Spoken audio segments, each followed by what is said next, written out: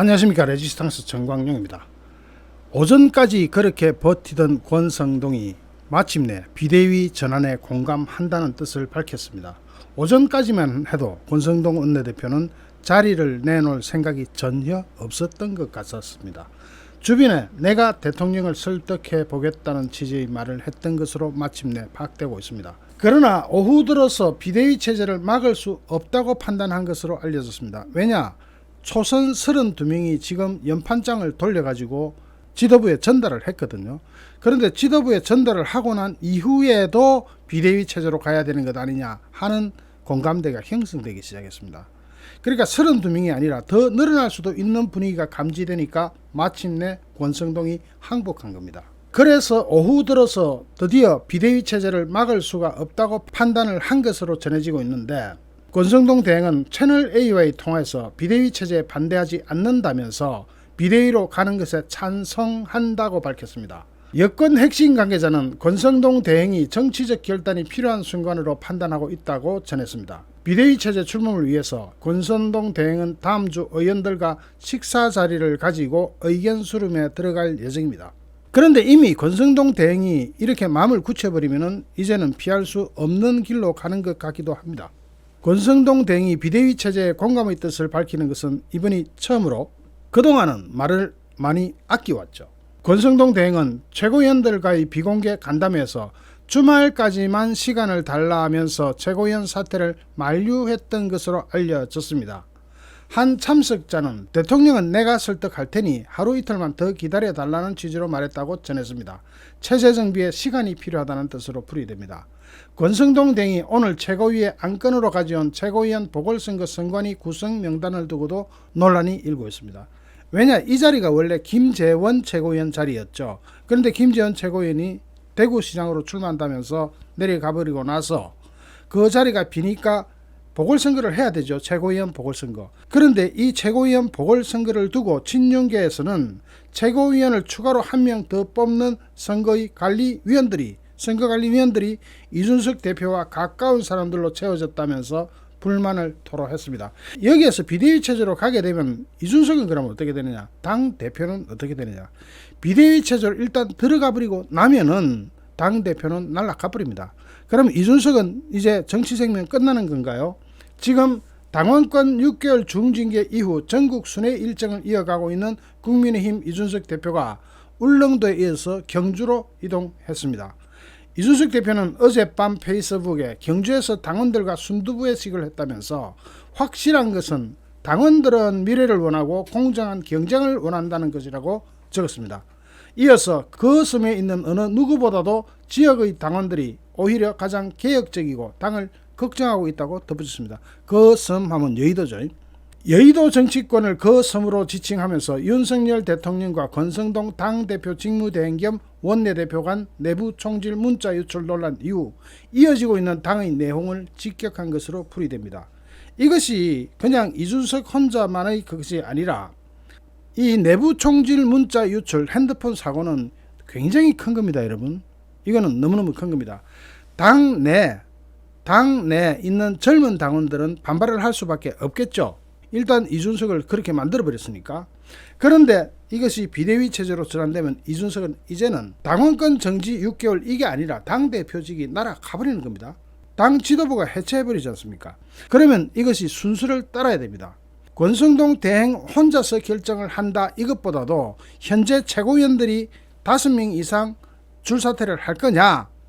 일단 연판장 돌아간 분위기를 볼 때는 5명 이상 줄사퇴가 무난히 이루어진다고 보고, 그렇게 될 경우 권성동 원내대표는 자기 자리를 내놓으면서 이준석도 같이 날아가 버리는 그림이 그려지게 됩니다. 그러면 비대위원장은 누가 할 거냐? 세상에 여당이 비대위원을 꾸리는 경우는 흔치 않은 일입니다. 아니 어떻게 집권 여당이 비상대책위원회를 꾸려가지고 당을 공중분해시키다시피 해버립니까? 이 당 자체가 공중분해되는 것은 아니지만 지도부가 이렇게 흩어져 버리잖아요. 그리고 지금 상황에서 비대위 체제가 되면은 굉장히 방향 설정이 애매합니다. 왜냐? 윤석열 대통령 있죠. 비대위원장 있죠. 두 방향이 또 다른 이준석 사태가 나올 수 있을 정도로 다를 수가 있어요. 이를테면 김종인과 윤석열 이 대표는 서로가 안 맞죠.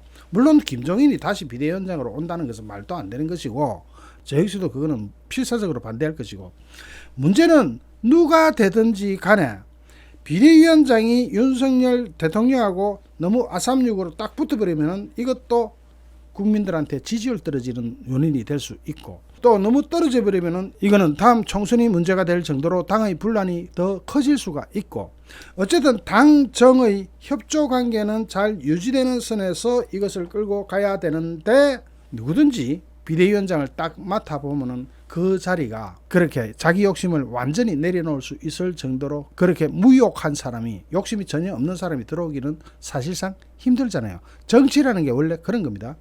비대위원장 되면 누구든지 자기도 한번 큰 꿈을 꾸어보고 싶은 것이 인간이기 때문에 그 갈등을 어떻게 조정해 나갈 것이냐. 자, 지금 당장 비대위원장 어쩌고 그런 고민보다도 당장 이준석은 어떻게 되느냐. 반발이 장난이 아니겠죠. 이준석 반발은 우리 기존 당원들 입장이나 또 연세가 좀 드신 분들의 입장에서는 무시해도 된다, 이렇게 이야기할 겁니다. 그런데 그렇게 될 경우 당 지지율이나 이런 것도 문제가 되지만, 이제 1년 반 정도로 다가온 내후년의 총선 문제가 더 크게 걸립니다. 왜냐? 2030이 한꺼번에 흔들려 버릴 수가 있거든요. 이준석 때문에 흔들린다가 아니에요. 2030을 무시하는 정당이 되는 이미지를 퍼뜨리는 겁니다. 이것을 누가 할 거냐? 우리 내부에서 그런 갈등이 일어나서가 아니에요. 민주당하고 좌파들 그리고 경쟁관계에 있는 모든 사람들이 다 나서서 작업에 들어가는 겁니다. 2030의 혼을 빼기 위해서. 2030 세대는 지금도 여론조사에서 많이 흔들리고 있지만 한꺼번에 확 흔들리게 되면은 이거 장난 아닌 분위기로 갈 수 있습니다. 그런데 그런 것을 누가 제일 잘 아느냐, 누가 제일 감지를 잘하느냐 하면 바로 배지를 달고 있는 국회의원들입니다. 그 국회의원들이 여기에 대해서 흔들릴 수가 있기 때문에 오늘 32명 정도만 연판장에 서명을 했죠.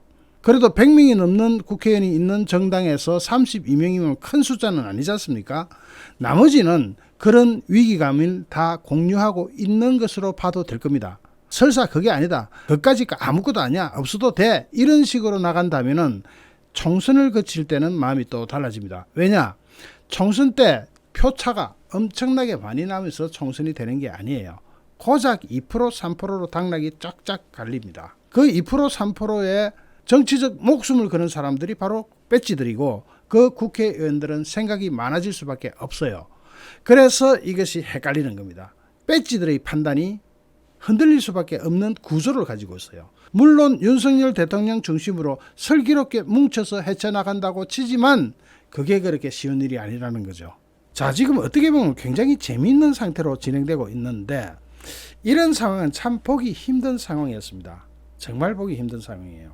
일단 추이를 살펴보자면 다음 주 월요일 정도가 돼야 뭔가 확실해지겠죠. 오늘 제가 다른 영상 일치 안 하고 이 부분만 벌써 4번째 영상을 만들고 있습니다. 저는 왜 여기에 관심을 크게 가지느냐 하면은, 지금 국민의힘이라는 정당 제대로 굴러가야 됩니다. 어떤 상황이 되더라도 제대로 굴러가야 바로 2년 코앞에 다가온 총선에서 이길 수가 있게 됩니다. 만약에 코앞에 다가온 총선에서 지게 된다면 그 결과는 상상하기도 싫은 일이 되겠죠. 자, 지금 정말 잘해야 되는데 당과 정과 당, 윤석열 대통령과 국민의힘, 이 역학관계가 제대로 좀 협조적으로 잘 이루어질 수 있는 그런 체계가 되어주기를 진심으로 바랍니다. 잠시 후 또 다른 주제로 여러분을 찾아뵙겠습니다. 시청해주신 여러분께 진심으로 감사드립니다. 고맙습니다.